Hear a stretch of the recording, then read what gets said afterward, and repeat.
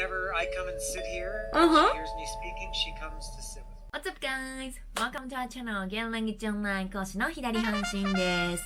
さあ、本日は何をしていきたいかと言いますと、ずっとやりたかったんですけど、私、Camblyっていうね、オンライン英会話サービスに生徒として登録してまして、時々ね、英語のブラッシュアップのために使ってるんですけど、そこで講師の方に、日本人の英語学習者っていう風にはどういう風な感情を抱いているのか、どう思ってるのかっていうところをインタビューさせていただきましたので、こちらをシェアさせていただきます。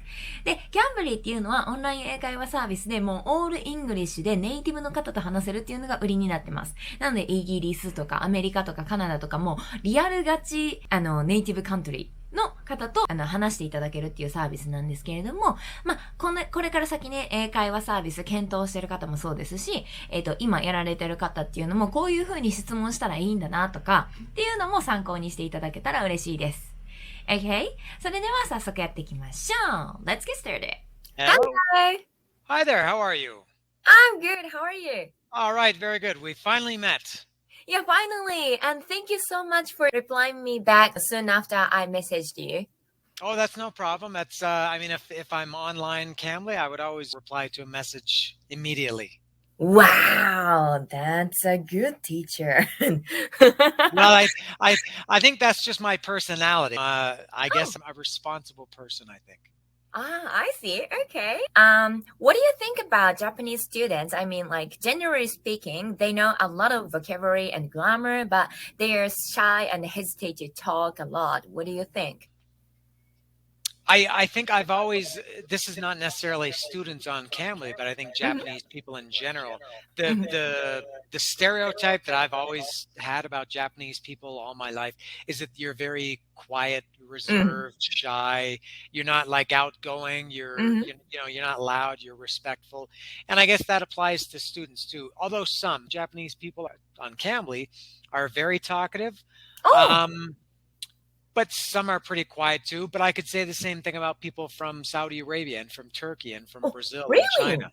Yeah, a lot of people ask me on Cambly, what people from what country, who speaks the best or who's the worst? I was just wondering. Yeah, and I can't really say because I've talked to people from many, many countries. The ones that I call the big six countries on Cambly are Saudi Arabia, Turkey, Brazil, China, Japan, and South Korea.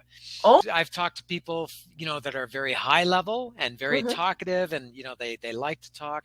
And I've talked to people from all of those countries also who are very low level and who are very shy and they don't really speak much or say much. So I feel like I'm disappointing you with my answer, but I can't say that Japanese people, at least on Cambly, are any different than anybody else. Yeah, some are very good speakers and they love to talk and they're good at conversation. Some are, as you said, a little bit more quiet, but I can't say that there's enough of one or the other that I could, generalize them. Oh, I see. So you don't see any difference between Japanese students and other 5 big countries? No, generally no. Well, I mean, from one person to another, there could be. That's maybe one of the difficult things on Cambly is you have to go. For example, I'm talking to you. Okay, you're a woman. You're from Japan. You speak English very well. You have a lot of energy. Okay. Now, maybe when I finish talking to you, maybe 30 seconds later, I get a call from not a woman but a man.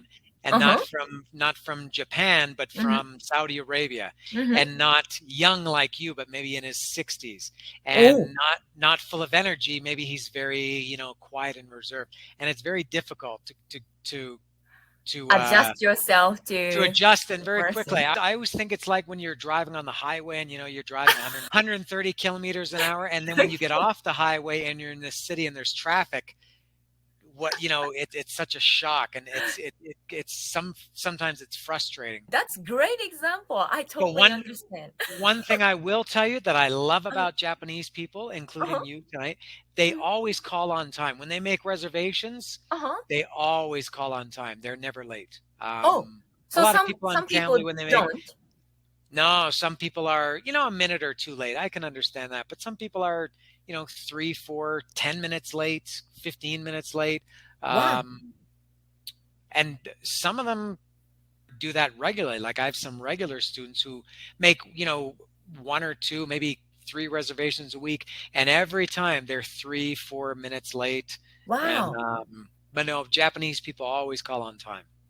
Very rare. I see, because that's what Japanese are, Well, that's the stereotype about Japanese people is you're very punctual, very organized, very efficient. Germans and Japanese people are recognized as being very punctual and on time and organized, efficient, and everything.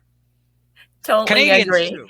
Maybe not as really? much as Japanese and Germans, but yeah, Canadians are I guess it's just a matter of being respectful of other people's time. Yeah, we're taught not to waste time. The time is valuable, not just in terms of money, but people's time is valuable, and you should respect that. I see. Thank you.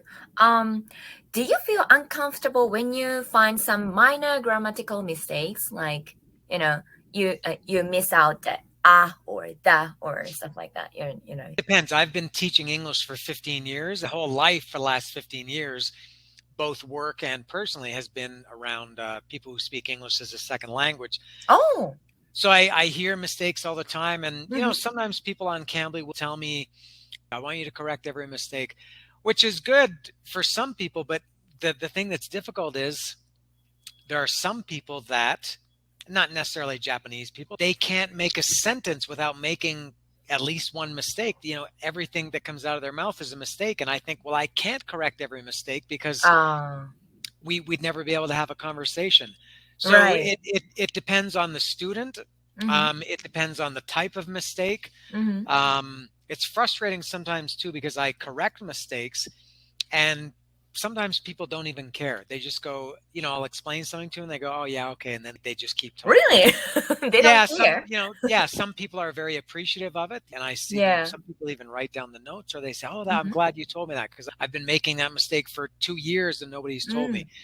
So it is kind of hard, to know when to correct. And then you have to think, okay, well, he made a mistake, but is it something that should be corrected, or is it something that he or she can figure out by themselves, or is it just such a minor thing that it's not worth correcting? So sometimes it's hard to to know if you should correct or not.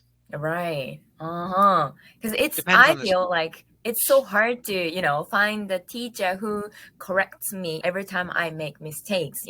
No matter how many times I checked the request that I want to be corrected every time I make mistakes. But that's the reason why, because it's so hard to communicate if you correct them every time. Yes, and that's another thing is sometimes, I'm having a really good conversation with somebody and I don't want to interrupt the flow. They're really going along like this.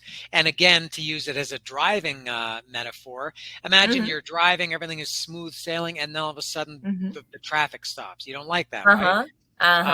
So sometimes I don't want to interrupt because, maybe the student is in the middle of a story or telling me something.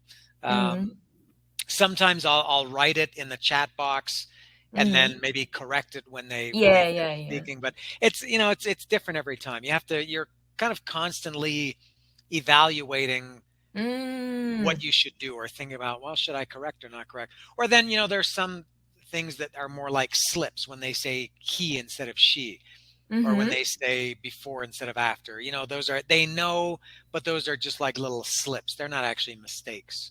Right. So it can be difficult sometimes. Oh, I see. Thank you.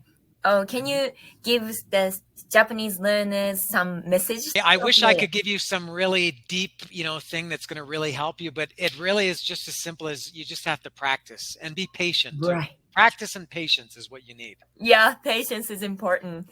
Thank you. Thank you so much. Okay. Have a good day. はい、いかがでしたでしょうか？こんな感じで、もう質問はね、ぶつけたいものは事前にちょっと用意しておくっていうのもいいかもしれませんね。で、しっかり相手に聞く。で、相槌も打つ。で、聞き終わったら聞きたいことはまた聞く。みたいな感じでやると、なんかオンライン英会話終わった時に、全然喋れんかったなっていうのが少し減るんじゃないかなと思います。では、また次の動画でお会いしましょう。See you in our next video. Bye for now. このチャンネルはは、右半身、左半身、現役英会話講師による面白くて楽しい英会話学習チャンネルになってるんだよ。